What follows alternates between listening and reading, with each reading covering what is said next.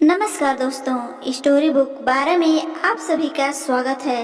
कहानी को बहुत गौर से सुनिए। पति पत्नी की दिल छू लेने वाली कहानी है। सुनते हैं।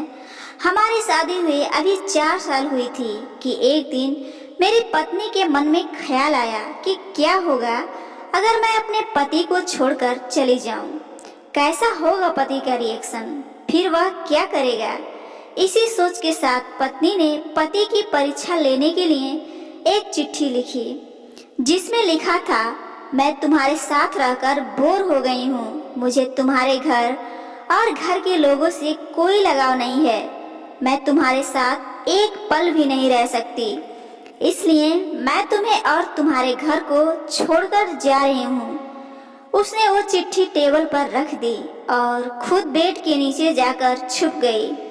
थोड़ी ही देर बाद उसका पति ऑफिस से घर लौट आया तो उसे घर में उसकी पत्नी कहीं नहीं दिखी। फिर वह बाहर जाकर देखा तो बाहर भी नहीं थी। तभी उसकी नज़र टेबल पर रखी चिट्ठी पर पड़ी। उसने उस चिट्ठी को उठाकर पढ़ा। फिर थोड़ी देर तक बिल्कुल भी शांत रहा, कुछ नहीं बोला। फिर उसने उसी चिट्ठी के पीछे कुछ लिखा और अपने मोबाइल में गाना बजाकर जोर जोर से डांस करने लगा। उसने अपने कपड़े बदले और अपने एक फ्रेंड को फोन किया और कहने लगा, मैं आज आज़ाद हो गया हूँ। मेरी बीवी को आखिरकार ये एहसास हो ही गया कि वह मेरे काबिल नहीं है, इसलिए शायद वह खुद ही मुझे छोड़कर हमेशा के लिए चली गई और मैं अब आज़ाद हो गया हूँ। मैं तुमसे अभी सामने वाले बगीचे में मिलना चाहता हूँ, जल्दी से वहां आकर मुझे मिलो। ऐसा कहकर वह घर के बाहर निकल गया। दोनों आंखों में आंसू की धारा लिए पत्नी बेड के नीचे से बाहर निकली। उसके हाथ थर थर कांप रहे थे। अपने कांपते हाथों से उसने टेबल पर रखी वो चिट्ठी उठाई और पढ़ने लगी, जिसमें उसके पति ने लिखा था, अरे पगली, तुम्हें तो ठीक से छुपना भी नहीं आता।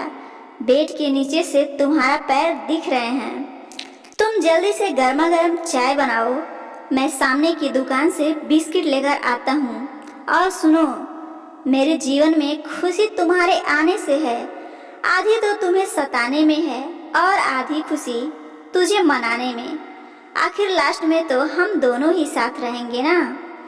कभी हम आपस में झगड़ेंगे, कभी एक दूसरे की टांग खींचेंगे, एक दूसरे को बुरा भला कहे, फिर भी एक दूसरे पर दादागिरी करने के लिए लास्ट में तो हम दोनों ही रहेंगे ना।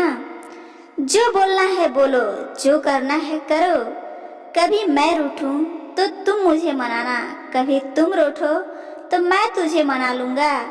एक दूसरे को लाड लड़ाने के लिए आखिर में तो हम दोनों ही हैं ना।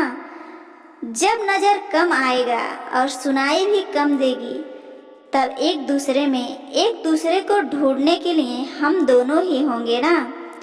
जब घुटनों में दर्द बढ़ जाएगा, कहीं आना जाना भी बंद हो जाएगा, तब एक दूसरे का दर्द बांटने के लिए हम दोनों ही होंगे ना। जब हम दोनों का साथ छूटेगा, अंतिम विदाई होगा, तब एक दूसरे को माफ करने के लिए आखिर हम दोनों ही होंगे ना। अरे पगली, मैं अपने आखिरी सांस तक तुम्हारे साथ ही रहूँगा। पत्र पर लिखा शब्द खत्म होते होते बीबी का रो रो कर बुरा हाल हो गया था। उसे पता चल गया कि उसका पति उससे कितना ज़्यादा प्यार करता है। अब वह अपने पति पर पहले से भी ज़्यादा उस पर जान छिड़कने लगी। दोस्तों, आप सच सच बताना, क्या इस कहानी को पढ़ते पढ़ते आपकी आंखों में भी पानी आया या नहीं, और कहानी कैसी लगी। और ऐसे ही पारिवारिक मज़ेदार कहानियाँ सुनने के लिए हमारे चैनल स्टोरी बुक 12 को जरूर सब्सक्राइब कीजिए। धन्यवाद।